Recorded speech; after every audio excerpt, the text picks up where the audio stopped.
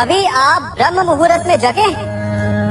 जगकर देखिए, संध्या होने के पश्चात जब रात्रि का अंधकार सारे संसार को धीरे धीरे अपने अंधकार में निगलने लगता है, तो यही अंधकार ब्रह्म मुहूर्त में भोर होने से ठीक पूर्व तनिक अधिक काला हो जाता है। कुछ समझे? हमारा जीवन भी कुछ ऐसा ही होता है। जब हमारे जीवन की समस्याएं अपने अंत पर होती है, तो यही समस्याएं एक भीषण रूप लेकर हमारे समक्ष प्रस्तुत हो जाती है और ऐसे परिस्थिति में अधिकतर लोग हार मान जाते हैं, भय खा जाते हैं। परंतु यदि आप हार न माने, भय न खाएं, दृढ़ रहें, निरंतर आगे बढ़ते रहें, तो प्रकाश के रूप में हमारा स्वागत करने के लिए सूर्य उदय सदा हमारे समक्ष प्रस्तुत रहेगा। आपने बरगद के वृक्ष को देखा है? जितना विशाल उतना दृढ़। पतझड़ में वो सूख जाते हैं, परंतु दुर्बल नहीं होते, टूटकर गिरते नहीं। और उसके विपरीत दलदल में उपजे वृक्षों को देखिए, वो दिखने में तो बड़े होते हैं, पतझड़ आए या शीत सदा हरे भरे होते हैं, परंतु इतने दुर्बल होते हैं कि जल धारा के हल्के से वेग से वो गिर जाते हैं। परंतु ऐसा क्यों होता है? कारण है जड़ें।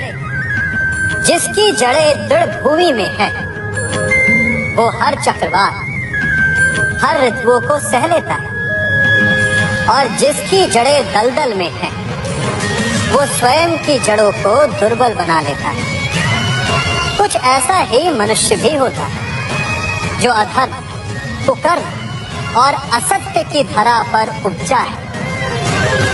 वो समय की एक मार भी नहीं सह पाता, और जो मनुष्य सत्य, धर्म की धरा पर उपजा है, वो हर समस्या से अविचलित हो जाता है।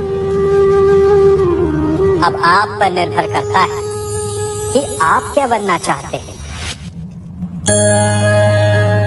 हमारे जीवन में मित्र और शत्रु बड़ा महत्व रखते हैं। यदि गंभीरता से सोचा जाए तो ऐसा कोई क्षण नहीं जब हम अपने मित्रों के बारे में ना सोचते हो या फिर अपने शत्रुओं के बारे में। हमारा हर कार्य या तो हमारे मित्रों के हित के लिए होता है या फिर हमारे शत्रुओं के अहित के लिए। हम हर स्थान या तो अपने मित्रों के साथ होते हैं या फिर अपने शत्रुओं के साथ। कोई नहीं चाहता कि उनका शत्रु प्रसन्न रहे। हर कोई अपने शत्रु को नष्ट कर देना चाहता है, और ऐसा करने के लिए वो हर संभव प्रयास करता है। उसे आर्थिक, मानसिक और शारीरिक हानि पहुंचाने का प्रयास करता है। परंतु यदि मैं आज आपको ऐसा मंत्र सिखाऊं जिससे आप अपने शत्रु को सदा के लिए नष्ट कर दे, तो और वो मंत्र है मित्र बनाना। अपने सभी शत्रुओं को अपना मित्र बना लीजिए और आपके सारे शत्रु स्वतः ही समाप्त हो जाएंगे। मैं क्या कर रहा हूं?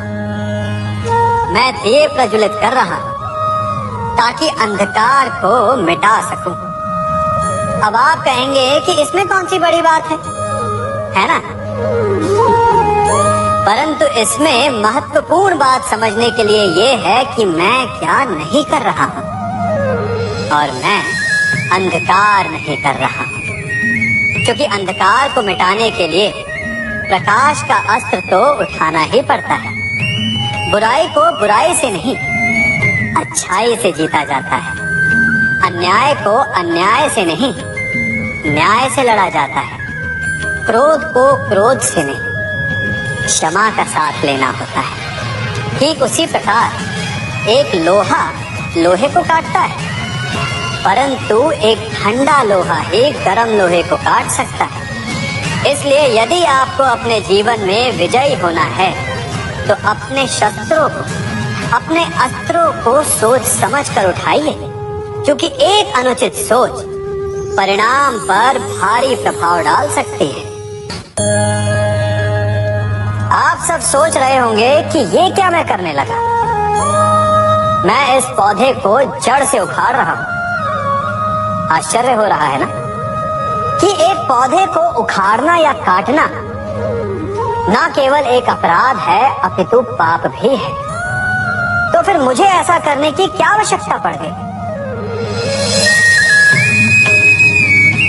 क्योंकि कई बार विनाश ही सृजन तक पहुंचाता है। यदि नया भवन बनाना हो तो पुराने भवन को गिराना पड़ता है। व्यवस्था को परिवर्तित करने के लिए क्रांति लानी पड़ती है। और उसी प्रकार यदि किसी वृक्ष या किसी पौधे की जड़ों में घुन लग जाए या उसका मूल सड़ जाए तो उसे जड़ से उखाड़ देना ही श्रेयस्कर होता है, ताकि उस स्थल पर नए पौधे उपज सके। युद्ध करना पर्याय नहीं, परंतु कभी कभी शांति के लिए युद्ध करना आवश्यक हो जाता है। संसार में सबसे श्रेष्ठ क्या है? फूल या कांटे, प्रेम या घृणा, संपन्नता या दरिद्रता, मित्र या शत्रु? बताइए। अब आप भी कहेंगे कि भला ये कोई पूछने की बात हुई? अवश्य फूल, प्रेम, संपन्नता और मित्र ही श्रेष्ठ है। परंतु क्या आपने अपने जीवन में कभी सोचा है कि हर एक भाव, हर एक वस्तु, हर एक घटना का एक गुण धर्म होता है? त्वचा पर जलन करने वाले फूलों से अधिक श्रेष्ठ वो कांटे हैं जिनसे आप अपने घर की बाढ़ बनाते हैं ताकि वन्य पशु आपके भीतर ना आ सके। वो प्रेम श्रेष्ठ नहीं जो आपको अंधा, लोभी, पक्षपाती बनाता। वो घृणा श्रेष्ठ है जो आपको नया मार्ग दिखाता। वो संपन्नता श्रेष्ठ नहीं जो आपको कृपण बनाता, मत्तांध बनाता। वो दरिद्रता श्रेष्ठ है जो आपको जीवन में परिश्रम करने की शिक्षा दे। कुविचार देने वाले, बुरा मार्ग दिखाने वाले मित्रों से अधिक श्रेष्ठ वो शत्रु होते हैं जो हमें जीवन का लक्ष्य देते। इसलिए अपने जीवन में हर वस्तु, हर भाव, हर घटना के गुण धर्म को पहचानिए और उसके पश्चात अपना चयन कीजिए। स्वर्ण। हम सभी को अपने जीवन में स्वर्ण से कभी न कभी कुछ न कुछ थोड़ा या अधिक मोह होता ही है ना? परंतु क्या आपने कभी सोचा कि स्वर्ण को प्राप्त कैसे किया जाता है? जब भूमिगत खदानों से स्वर्ण को निकाला जाता है तब वो एक पाषाण की भांति होता है। ऐसा पाषाण जिससे आप किसी को भी मार सकते हैं, परंतु उसे आभूषण के रूप में स्वयं के शरीर पर धारण नहीं कर सकते। यदि उसे आभूषण बनाना है तो उसे लंबी यात्राएं करनी होती है। उस पाषाण को पिघलना होता है। सुनार के हथौड़े की अनेकों चोटें खानी पड़ती है, फिर काट छाट और उसके पश्चात जाकर वो ऐसा आभूषण बनता है जो हमें वर्षों तक, सदियों तक लुभाता रहता है। इसलिए यदि आपको समय पर विजय पानी है तो स्वयं के निर्माण पर समय देना होगा। हम सभी सुनते आए कि जो वीर होता है, साहसी होता है, शौर्यवान होता है, उसके समक्ष सारा संसार झुकता है। वीर भोग्य वसुंधर। परंतु वीरता है क्या? शौर्य क्या है? साहस क्या है? साहस युद्ध नहीं, वीरता विजय नहीं, शौर्य कभी ना गिरना नहीं।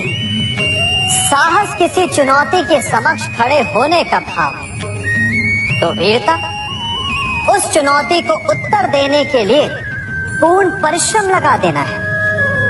और शौर्य का अर्थ है गिरकर फिर से उठने का साहस रखना, बार बार प्रहार करके वीरता दिखाना, निरंतर प्रयास करते रहना, निरंतर परिश्रम करते रहना। इसलिए विजयी होने से अधिक महत्वपूर्ण है शौर्यवान होना, क्योंकि जो शौर्यवान है उसे विजय मिलना निश्चित है।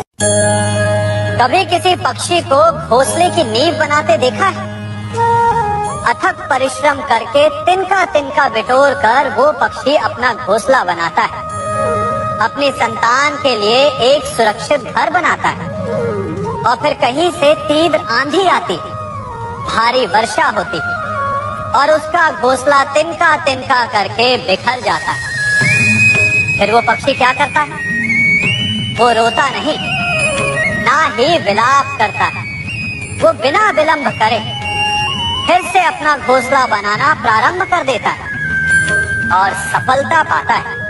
फिर हम क्यों छोटी छोटी असफलता से भयभीत होकर परिश्रम करना छोड़ देते हैं? एक बात सदा स्मरण रखिएगा, हर वृक्ष कुल्हाड़ी की एक मार से नीचे नहीं गिरता, हर चट्टान घन के एक प्रहार से नहीं टूटती। सफलता पाने के लिए अनावरत परिश्रम करना ही मात्र एक मार्ग है। स्वीकारण, सत्य का स्वीकारण मनुष्य के लिए बहुत ही महत्वपूर्ण है। जब तक मनुष्य सत्य को स्वीकार नहीं करता, उसे असत्य से लड़ने की शक्ति प्राप्त नहीं होती। जब आप भोजन करते हैं तो क्या होता है? आपका पेट स्वीकारता है कि वो भर चुका है और आप भोजन करना बंद कर देते हैं। जब आपको निद्रा आती है तो क्या होता है? आपका मन स्वीकारता है कि आपका शरीर थक चुका है और उसे विश्राम की आवश्यकता है। उसी प्रकार जब आपको किसी व्यसन को रोकना हो तो आपको स्वीकारना पड़ता है कि बहुत हो चुका है, चाहे वो लालच हो या मदिरा पान। उस व्यसन का त्यागना तभी प्रारंभ होता है जब आप ये स्वीकार कर लेते हैं कि आप उस व्यसन के बंधक हैं। हम में से ऐसा कोई नहीं जिनकी परछाई उनसे दूर रहती। हमारी परछाई सदैव हमारे साथ रहती है। कदाचित हमारी परछाई हमारे कर्मों के फलों का संकेत है। कदाचित इसी कारण कई बार हमें अपनी परछाई से भय भी लगता है, परंतु इस भय से निवारण पाने का एक साधन अवश्य है। वो है सूर्य की ओर मुख करना या किसी प्रकाश के स्रोत की ओर मुख करना, क्योंकि तब हमें हमारी परछाई दिखाई नहीं देती। यदि इसे जीवन के संदर्भ में देखें तो ये प्रकाश का स्रोत शुभ कर्मों की चेतना है। यदि आपके मन में शुभ कर्म करने की इच्छा है तो आपको कभी भी अपने कर्मों के फल का भय नहीं होगा, क्योंकि यदि आपका मन शुद्ध होगा तो आपके कर्म शुद्ध होंगे और शुद्ध कर्मों का फल कभी अशुद्ध नहीं हो सकता। आज मैं आप सबको एक कथा सुनाता हूँ। एक दिन प्रातः एक व्यापारी अपने घर से निकला। घर से निकलते ही एक बिल्ली ने उस व्यापारी का मार्ग काट दी। व्यापारी घबरा गया, वो फिर से घर लौट गया और शुभ घड़ी की प्रतीक्षा करने लगा। और जब वो पुनः अपने घर से निकला तब वो वाहन जा चुका था जिससे राजा तक पहुंचकर उसे भेंट देनी थी। राजा को भेंट नहीं मिली। राजा क्रोधित हो गए। राजा ने उस व्यापारी का व्यापार बंद करवा दिया। इस कारण व्यापारी क्रोधित होकर घर पर अपनी पत्नी से लड़ बैठा। पत्नी अपने बच्चों समेत मैके वापस चली गई और उस व्यापारी के जीवन में यदि कुछ रह गया था तो केवल अंधकार। और इन सब का कारण वो उस बिल्ली को मानता रहा जिसने उसका मार्ग काटा था। ऐसा ही एक दूसरा व्यापारी राजा को भेंट देने निकला और उस व्यापारी का मार्ग भी एक बिल्ली ने काट दिया। वो व्यापारी तनिक घबराया, परंतु उसने आगे बढ़ना अधिक उचित समझा। राजा तक वो समय पर पहुंचा। उसने राजा को भेंट दी। राजा प्रसन्न हुए और राजा ने व्यापारी को अपना व्यापार बढ़ाने की अनुमति दी। स्वर्ण आभूषण दी। जब व्यापारी घर पर पहुंचा तो पत्नी को आभूषण और अपने बच्चों को देने के लिए वस्त्र थे उसके पास। हर ओर प्रसन्नता थी। समझ रहे हैं ना, दोनों के साथ एक ही प्रकार की घटना हुई, परंतु दोनों की प्रतिक्रिया भिन्न थी। ऐसा ही हमारा जीवन भी है। हमारे जीवन में प्रारब्ध का अपना स्थान है, परंतु उससे कई अधिक महत्वपूर्ण हमारी प्रतिक्रिया, हमारे सोच का प्रभाव है, क्योंकि यही हमारे जीवन को आकार देते। इसलिए अपनी सोच को सकारात्मक रखिए, आपका जीवन सदैव आनंदमय रहेगा। आप इन दो पात्रों को देख रहे हैं। मेरे इस पात्र में जल है और ये पात्र मिष्ठान से भरा हुआ है। दोनों ही पात्र भरे, परंतु देखिए, मिश्री को जल में मिला दिया, जल ने मिश्री को अपना लिया, मिश्री ने अपना अस्तित्व खो दिया। परंतु जल को अभिमान है कि उसका अस्तित्व अभी भी बना हुआ है। परंतु जो इस जल को चखेगा उसे अवश्य पता चल जाएगा कि ये जल अब वो जल नहीं रहा, ये अब शरबत बन गया। हमारा प्यार, हमारे बलिदान भी ऐसे ही होते हैं। जो इस बात को अनुभव करते हैं वो समझ सकते हैं कि कैसे हमने समय की धारा को बदल दिया। जो बलिदान देते हैं उनका अस्तित्व कभी नष्ट नहीं होता, अपितु उनका बलिदान संसार में कुछ न कुछ परिवर्तन अवश्य लाता है। हम सभी कभी न कभी, कहीं न कहीं अपने जीवन में यात्रा अवश्य करते हैं। हमारी यात्रा में कभी पक्के रास्ते आते हैं तो कभी कच्चे रास्ते। पक्के रास्ते मनुष्य बनाता है और कच्चे रास्ते जानते हैं कैसे बनते हैं? चलते चलते बन जाते हैं। जब लोग एक स्थान से जाते हैं तो पैरों के दबाव से नीचे की घास कुचल जाती है। बार बार उस मार्ग से जाने से धीरे धीरे मार्ग स्वतः ही बन जाता है। और यही जीवन है, यही नियति है। जब आपके जीवन में आपको मार्ग ना मिले तो रुकिए नहीं, आगे बढ़ते रहिए और आपके पैरों के दबाव से मार्ग स्वतः ही बन जाएगा। हम सभी अपने जीवन में सफलता चाहते हैं, है ना? उसके लिए हम रात दिन परिश्रम करते हैं, कड़ी मेहनत करते हैं, परंतु फिर भी असफल हो जाते हैं। परंतु ऐसा क्यों होता है? कभी सोचा आप सबने? क्योंकि सफलता पाने का मंत्र बड़ा कठिन नहीं, बड़ा सरल है। उचित विचार, उचित समय, उचित स्थान पर उचित प्रहार।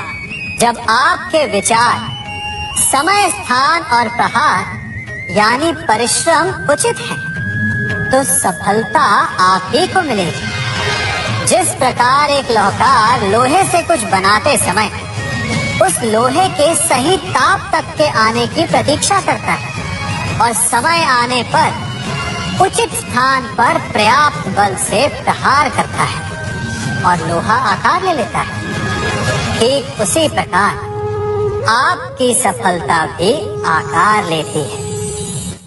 हम सभी को अपने जीवन में कभी न कभी निराशा मिलती है, असफलता मिलती है और अधिकतर लोग इसके पश्चात भाग्य का रोना लेकर बैठ जाते हैं। कुछ कहते हैं कि जिस स्थान पर मैं हूँ उससे कई ऊंचे स्थान पर होने के योग्य था, परंतु नहीं जा पाया। किसी को पीड़ा है कि उसे जो मिलना चाहिए था वो उसे नहीं मिला, भाग्य ही बुरा था। भाग्य क्या होता है? भाग्य वन में खिला पुष्प देवताओं को चढ़ाया जाएगा, या किसी सुंदरी के वेणी में वो सजेगा, या फिर उसे कुचल कर उत्पाद बना दिया जाएगा। ये सब एक पुष्प के नियंत्रण में नहीं होता, परंतु जब तक उस पुष्प का अस्तित्व है, सुगंध बिखेरना उसके वश में अवश्य है। परंतु भाग्य हमारे वश में नहीं, और जो हमारे वश में नहीं उसके लिए दुखी होने से क्या होगा। कर्म पर वश है, वो कीजिए और धीरे धीरे भाग्य आपके वश में आ जाएगा, क्योंकि कर्म ही प्रधान है। मनुष्य की सबसे बड़ी दुर्बलता क्या होती है? सोचिए। धन, प्रेम, अहंकार। मनुष्य की सबसे बड़ी दुर्बलता होती है उसके रहस्य। चाहे आप कितने भी शक्तिशाली क्यों ना हो, कितने भी प्रबल क्यों ना हो, परंतु उसके रहस्य उसके नाश की चाबी होती है। इसलिए यदि प्रबल रहना है, शक्तिशाली रहना है, समर्थ रहना है, तो अपने रहस्य को किसी को भी ना बताएं, ना मित्र को और ना ही शत्रु को, क्योंकि समय पड़ने पर कब कौन शत्रु हो जाए ऐसा कहना संभव नहीं। विभीषण को रावण के अमृत कुंड का ज्ञात था, इसीलिए प्रभु श्री राम रावण का वध करने में सफल हो सके। इसलिए उचित यही है कि आप अपने रहस्य को स्वयं तक ही सीमित रखें। मनुष्य का मन बड़ा विचित्र होता है, कल्पना में ही विकास करता है, संपन्न भविष्य का स्वप्न देखता है और कल्पना में ही जो नहीं हुआ उससे भय खाता है। और यही भय मनुष्य का सबसे बड़ा शत्रु है। हमारे भविष्य के मार्ग में, हमारे आनंद के मार्ग में सबसे बड़ी बाधा है। अब आप लोग मुझसे पूछेंगे कि इसका तोड़ क्या है, भय से मुक्ति कैसे पाई जाए? तो ये प्रश्न आप स्वयं से पूछिए, तनिक सोचिए। जब आप एक सुंदर भविष्य की कामना करते हैं तो उसे पाने के लिए आप परिश्रम करते हैं ना। ठीक उसी प्रकार भय से मुक्ति पाने के लिए आप उससे लड़ जाएं और उसका निवारण आपको स्वतः ही मिल जाएगा। इसलिए जब भी भय आपको सताए तो उससे भागे नहीं, उससे घबराए नहीं, क्योंकि भय का काम ही होता है आपको भयभीत करना। इसलिए जब भी भय आप पर आक्रमण करे तो आप भी उस पर पहले ही आक्रमण कर दें। हम सब मित्रों के साथ रहना चाहते हैं, शत्रुओं से दूर रहना चाहते हैं। क्यों? क्योंकि हमें जीवन में आनंद पाना है, जीवन में आगे बढ़ना है, स्वयं को संपन्न देखना है। और यदि किसी से भी आप पूछेंगे कि जीवन में सफलता पाने के लिए सबसे अधिक आवश्यकता किसकी होती है, तो हर एक आपको लगभग एक ही उत्तर देगा। सफलता प्राप्त करने के लिए आपको सच्चे मित्रों की आवश्यकता होती है, परंतु यदि आपको और अधिक सफल होना है तो आपको केवल मित्रों की नहीं, शत्रु की अधिक आवश्यकता है। अब आप कहेंगे ये मैंने कैसी बात कर दी? तनिक स्वयं सोचिए। जब भी संकट आता है तो मित्र क्या करते हैं? आपकी सहायता करने के लिए आपके साथ खड़े हो जाते हैं, और संकट के समय में शत्रु और बड़ा संकट बनकर हमारे समक्ष खड़े हो जाते हैं। मित्र हमें सहायता देते, अपनी शक्ति देते हैं, परंतु शत्रु आपके भीतर छिपी शक्ति को बाहर लाता है, आपको और अधिक बलवान बनाता है। संगति या साथ, मित्र और साथी मनुष्य के व्यक्तित्व के लिए सबसे महत्वपूर्ण होते हैं। अब आप कहेंगे ये कैसे? मनुष्य अवश्य अपने व्यक्तित्व के लिए उत्तरदायी होता है, परंतु मनुष्य संगति में ना चाहते हुए भी उसका व्यक्तित्व संगत की भांति हो जाता है। इन पात्रों को देख रहे हैं? मध्य में जल रखा है, इसमें दूध है और इसमें मलिन कीचड़ रखा है। यदि मैं इस जल को इस दूध में मिलाता हूं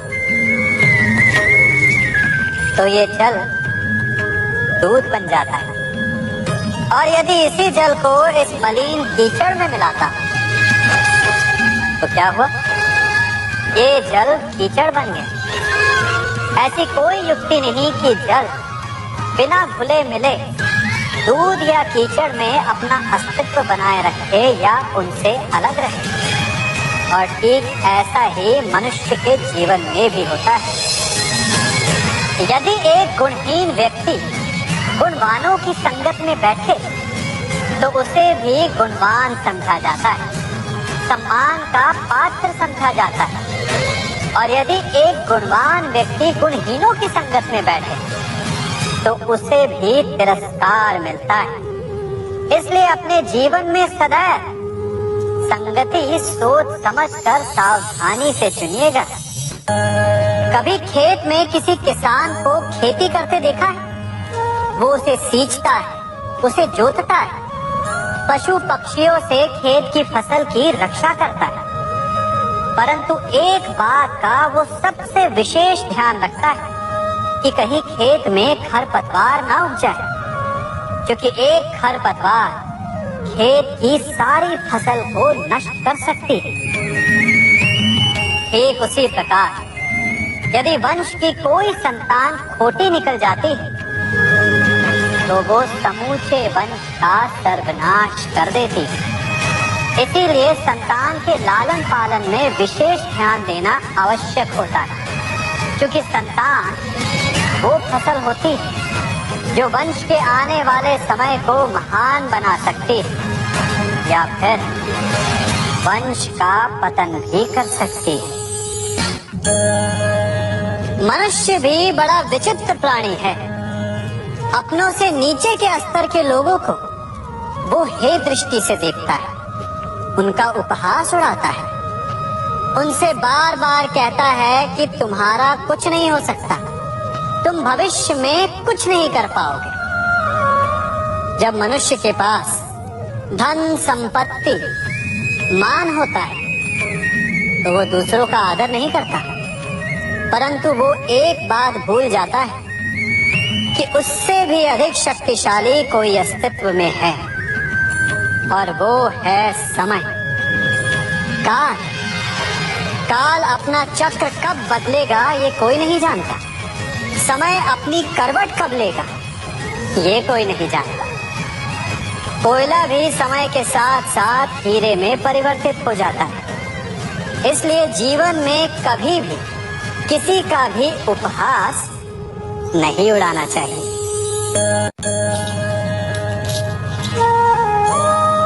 बड़ी विकट समस्या है। मुझे स्मरण ही नहीं हो रहा कि इस गुच्छे की कौन सी चाबी इस ताले को खोलेगी। बड़ी देर से प्रयास कर रहा हूं, परंतु ये ताला खुल ही नहीं रहा।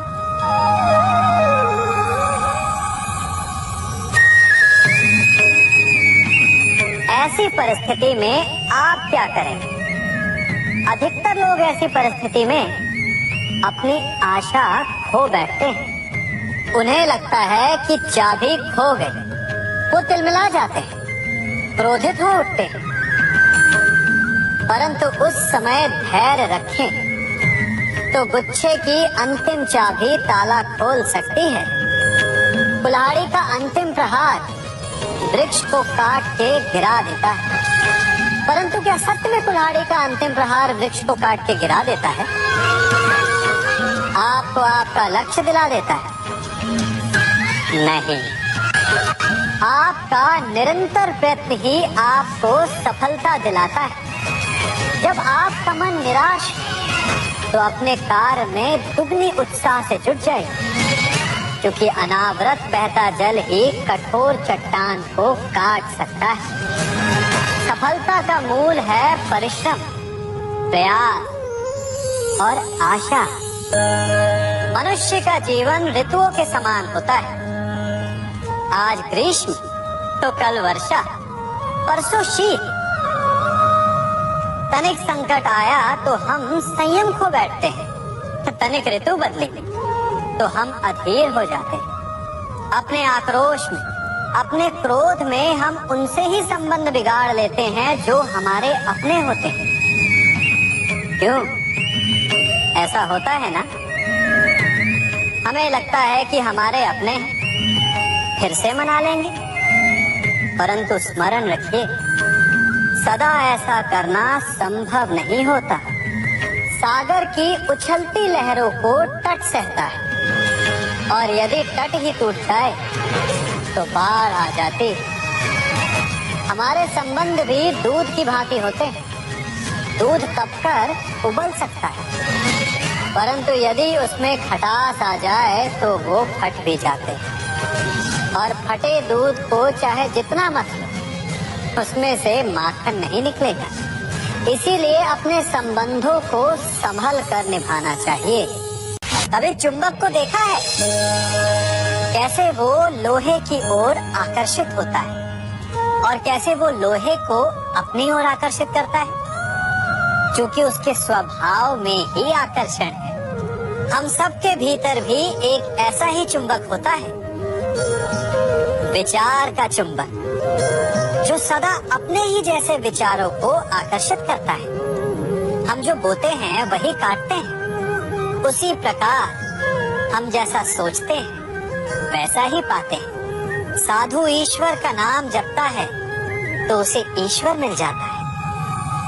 अर्थात फल हमारी सोच पर निर्भर करता है। ओस की बूंद यदि केले के पत्ते पर गिरे तो वो कपूर बन जाती, सीप में गिरे तो मोती, और यदि विषधर के मुख में गिरे तो विष। बूंद एक है, परंतु उसके प्रारब्ध भिन्न है, क्योंकि उसे आकर्षित करने वालों का व्यवहार भिन्न है। इसलिए ये आप पर निर्भर करता है कि आपको भविष्य में विष चाहिए या अमृत। स्मरण रखिए, हम वही बन जाते हैं जैसा हम सोचते हैं, जैसा विश्वास रखते हैं। ये आपका विश्वास ही है जो ये निर्धारित करेगा कि आपको विष मिलेगा या अमृत। इसलिए अपनी सोच को सुदृढ़ रखिए, सकारात्मक रखिए, और फल भी सकारात्मक ही आएगा। सबसे ये सृष्टि बनी है नदी की धारा और चट्टान के मध्य सदा संघर्ष रहा है, परंतु हर बार चट्टान की कठोरता को हारना पड़ता है, और नदी की धारा कोमल होते हुए भी कठोर चट्टान को काट देती है। कभी सोचा है क्यों चट्टान इतनी कठोर और जल इतना कोमल? चट्टान इतनी दृढ़ और जल इतना लचीला, फिर भी सदा जल कठोर चट्टानों के मध्य से अपना मार्ग बना ही लेती है। कारण केवल एक है, और वो है लगातार चलने की क्षमता। जल बढ़ता रहता है, चट्टान अडिग रहती है। इसी कारण जल चट्टान को काटकर मार्ग बना लेता है। इसलिए लगातार चलते रहिए, रुकिए मत, क्योंकि चट्टान जैसी हर समस्या को आप भी जल की तरह काट सकते हैं। इस फल को देख रहे हैं आप? अभी अभी अपनी डाल से अलग हुआ है। बड़ा दुख होता है जब आप अपने उद्गम से अलग होते हैं, परंतु ये दूरी भी आवश्यक है। अब इस फल को ही ले लीजिए। अपने जीवन दाता वृक्ष से अलग होकर ये ना केवल किसी की भूख शांत करेगा, अभी तो इसके भीतर के बीज से एक नए वृक्ष का सृजन भी होगा और कई फल जन्मेंगे। सृजन की प्रतिक्रिया में पीड़ा आवश्यक है।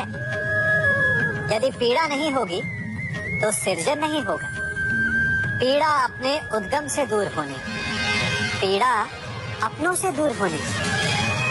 इस फल की भांति हम मनुष्यों को भी अपने उद्गम से, अपने सगे संबंधियों से अलग होना पड़ता है। और यही अलगाव एक नए सृजन को, एक नई सृष्टि को, एक नए विकास को जन्म देता है। इसलिए ऐसे अलगाव से दुखी मत होइए, उसका स्वागत कीजिए, क्योंकि ये विकास की नींव है।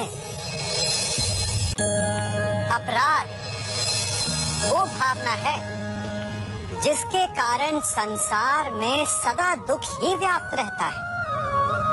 हम सब अपराधियों से घृणा करते हैं, उन्हें कोसते हैं, परंतु क्या कभी विचार किया है कि कोई भी जन्म से अपराधी नहीं होता? तो ऐसा क्या कारण है कि कोई इतना बुरा बन जाता है कि वो बुराई की सीमाएं ही पार कर जाए? कारण है कामना। यदि कामना पर नियंत्रण ना रखा जाए, यदि कामना को पूर्ण करने के लिए परिश्रम ना किया जाए, तो वो तृष्णा में बदल जाती है, और तृष्णा लालच में, और लालच छल में, और छल करते ही मनुष्य अपराध की ओर अपने पग बढ़ा देता है।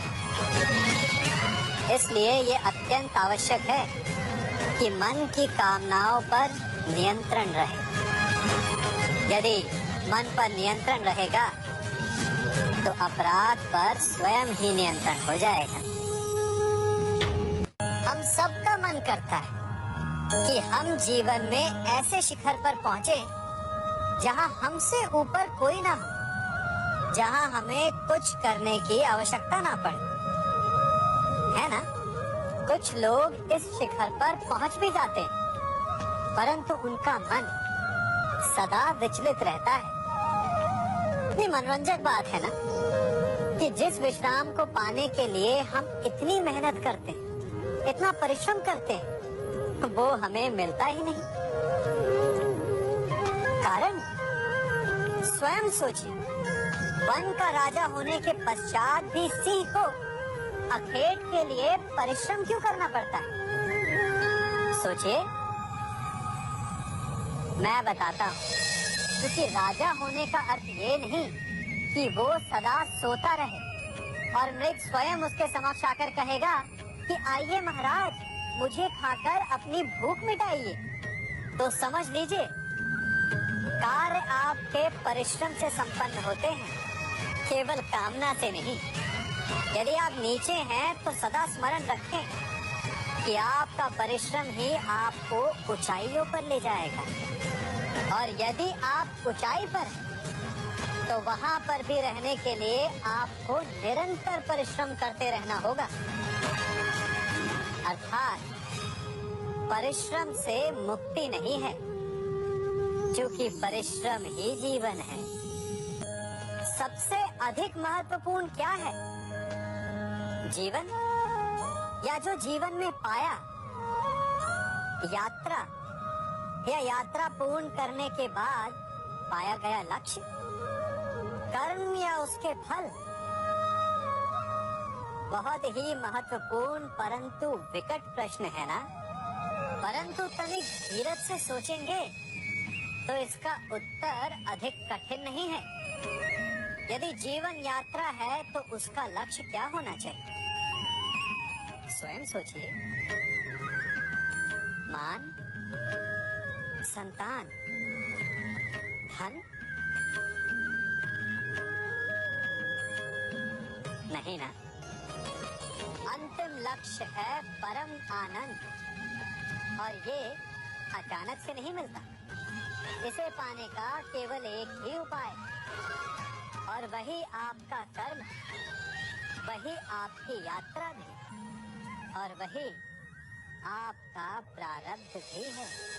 और आपको कौन बताता है कि आपके लिए सही क्या है? वो है आपका मन, जो मस्तिष्क की भांति हानि और लाभ नहीं सोचता, जो आपको ये बताता है कि शुभ किसमें, संसार का कल्याण किसमें, आनंद किसमें। यदि आपका मन संयमित है तो वो आपका सबसे महत्वपूर्ण मार्गदर्शक है।